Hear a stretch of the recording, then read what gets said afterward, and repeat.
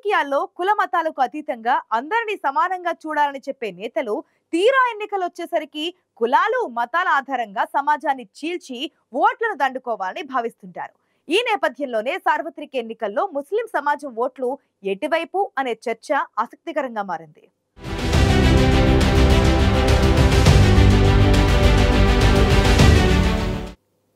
బీజేపీని ఓడించడమే లక్ష్యంగా పెట్టుకున్న పలువురు నేతలు వారు అనుకున్నది సాధించేనా? ముస్లిం సమాజానికి తామే ప్రతినిధులమని చెప్పుకుంటున్న ఆయా నేతలు వారి మద్దతును కూడగట్టుకునేనా?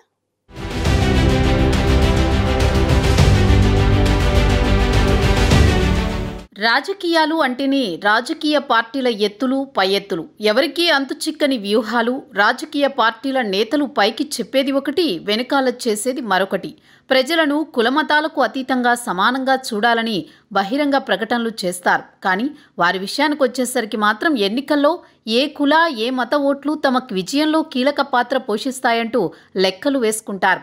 ఇప్పటికే సార్వత్రిక సమరంలో తొలి దశ ఓటింగ్ పూర్తయింది. రెండో దశ పోలింగ్ కోసం అందరూ సమాయత్తమవుతున్నారు. ఇప్పటికే కేంద్రంలో 2 పర్యాయాలు గెలిచిన బీజేపీ మరోసారి ఎన్డీఏ కూటమిని విస్తరించి హ్యాట్రిక్ విజయం సాధించాలని ఉవ్విళ్లూరుతుంటే, మరోవైపు బీజేపీకి చెక్ పెట్టి అధికారంలోకి రావాలని విపక్ష కూటమి సర్వశక్తులు ఒడ్డుతోంది. అయితే ఎన్నికల్లో ప్రభావవంతమైన పాత్ర పోషిస్తోన్న ముస్లిం ఓటర్లు ఎటువైపు ఉంటారన్నదే ఆసక్తికరంగా మారింది. గురూజీ రామ్ నారాయణ్ జీ ప్రపంచ ప్రఖ్యాత జ్యోతిష్యులు ఇప్పుడు మన హైదరాబాద్ లో ఎటువంటి సమస్యలకైనా తక్షణ పరిష్కారం చేయబడును. సంప్రదించండి 96651137 9000004357.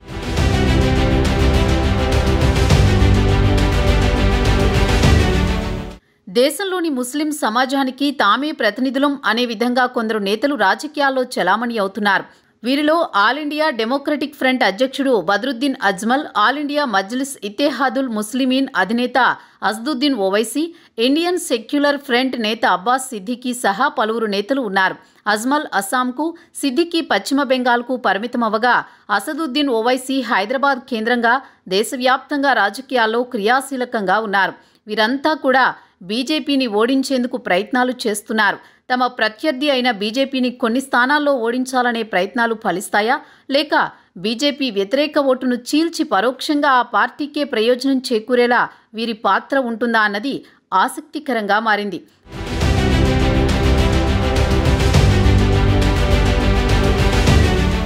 దేశ రాజకీయాల్లో కీలక పాత్ర పోషించే రాష్ట్రాల్లో పశ్చిమ బెంగాల్ ఒకటి.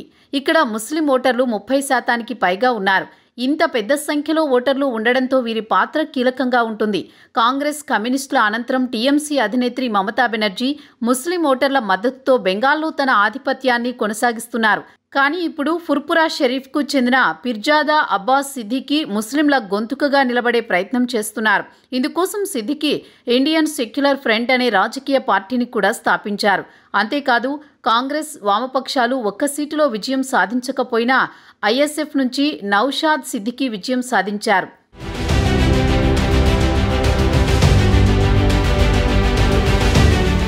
రెండు 2024 లోక్సభ ఎన్నికల్లో అబ్బాస్ సిద్దికీ తమ పార్టీ నుంచి 30 స్థానాల్లో అభ్యర్థులను నిలబెట్టారు. ముఖ్యంగా ముస్లిం సామాజిక వర్గం ఎక్కువగా ఉండే స్థానాల్లో ఐఎస్ఎఫ్ పోటీ చేస్తోంది. అబ్బాస్ సిద్దికీ రాజకీయాల్లోకి రావడంతో కేవలం కాంగ్రెస్ వామపక్షాల్లో మాత్రమే కాదు, టీఎంసీలో కూడా ఆందోళన పెరిగిందంటే అతిశయోక్తి లేదు.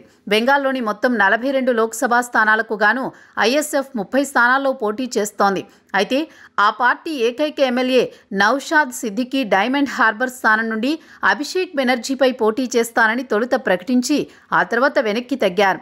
బెంగాల్లో ముస్లిం ఓట్ల మద్దతు ఆధిపత్యాన్ని ప్రదర్శిస్తున్న మమతా బెనర్జీకి ఐఎస్ఎఫ్ పార్టీ నుంచి గట్టి పోటీ ఎదురయ్యే అవకాశాలు కనిపిస్తున్నాయి.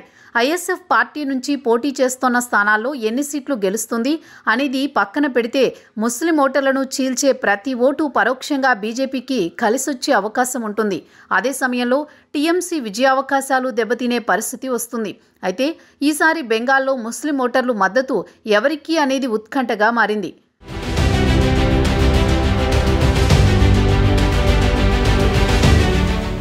ఇక మజ్లిస్ పార్టీ అధినేత అసదుద్దీన్ ఓవైసీ ఇప్పటికే వరుసగా 4 పర్యాయాలు గెలుపొందిన హైదరాబాద్ లోక్సభ స్థానం నుంచి మరోసారి పోటీ చేస్తున్నారు. గత ఎన్నికల్లో హైదరాబాద్తో పాటు మహారాష్ట్రలోని ఔరంగాబాద్ సీటును కూడా మజ్లిస్ పార్టీ కైవసం చేసుకోగా కిషన్ గంజ్లో కొద్ది ఓట్ల తేడాతో ఓడిపోయింది. ఔరంగాబాద్ నుంచి ఇంతియాజ్ జలీల్ విజయం సాధించారు. ఈసారి ఈ 3 లోక్సభ స్థానాల్లో పోటీ చేస్తున్నారు. ముస్లిం జనాభా ఎక్కువగా ఉన్న ప్రాంతాల్లో తన పార్టీని విస్తరింపజేసేందుకు చాలా కాలంగా ఓవైసీ ప్రయత్నిస్తున్నారు.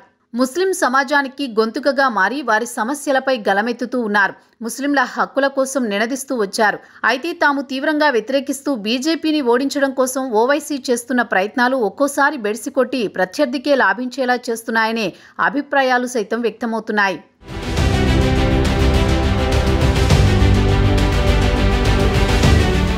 ముస్లిం జనాభా పెద్ద సంఖ్యలో ఉన్న ఉత్తరప్రదేశ్ రాష్ట్రంలో ఒక్క సీట్లో కూడా తమ అభ్యర్థులను బరిలోకి దించలేదు ఎంఐఎం. రాజస్థాన్, పశ్చిమ బెంగాల్, జార్ఖండ్ రాష్ట్రాల్లోనూ ఆ పార్టీ పోటీ చేయడం లేదు.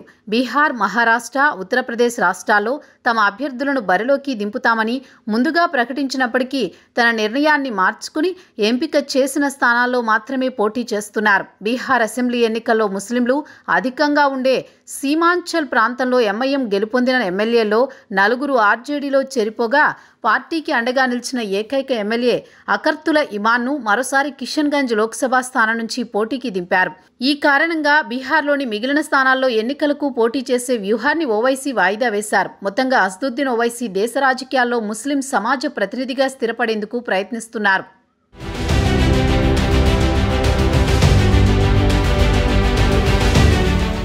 అస్సాం రాజకీయాల్లో ప్రముఖ ముస్లిం నేతగా కొనసాగుతున్నారు all India United democratic front అధ్యక్షుడు బద్రుద్దీన్ అజ్మల్.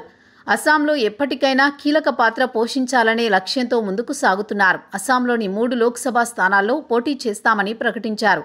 అస్సాంలోని మొత్తం జనాభాలో ముస్లిం జనాభా దాదాపు 34% వరకు ఉంది.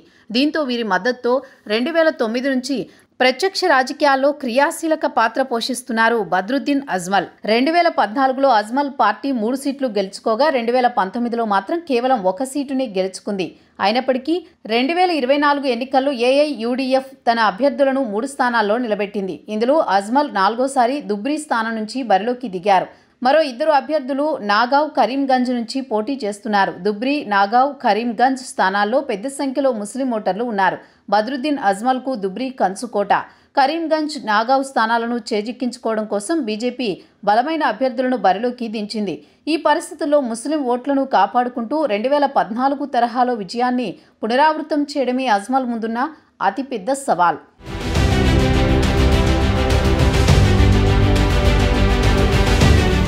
ప్రస్తుతం జరుగుతున్న సార్వత్రిక ఎన్నికల్లో బీజేపీ సారథ్యంలోని ఎన్డీఏ ఓవైపు, కాంగ్రెస్ సారథ్యంలోని విపక్ష కూటమి మరోవైపు హోరాహోరీగా తలపడుతున్నాయి. ఈ పోటీలో ముస్లిం ఓటింగ్ సరళి రాజకీయ పార్టీల్లో టెన్షన్ పెంచుతోంది. వీరు ప్రాంతీయంగా ఉన్న ముస్లిం రాజకీయ పార్టీల వైపు నిలబడితే పరోక్షంగా బీజేపీకి లాభం చేకూరుస్తుందన్న విశ్లేషణల నేపథ్యంలో అసలు వారి తీర్పు ఏంటనేది ఆసక్తికరంగా మారింది. ముస్లిం ఓట్లను చీల్చకుండా ఉండేందుకు ఎంఐఎం సైతం కేవలం 3 స్థానాల్లో మాత్రమే పోటీ చేస్తోంది. ఇలాంటి పరిస్థితుల్లో ప్రభావవంతంగా ఉన్న ముస్లిం ఓటర్ల మద్దతు ఎవరికి ఉంటుంది అనేది ఆసక్తికరంగా మారింది.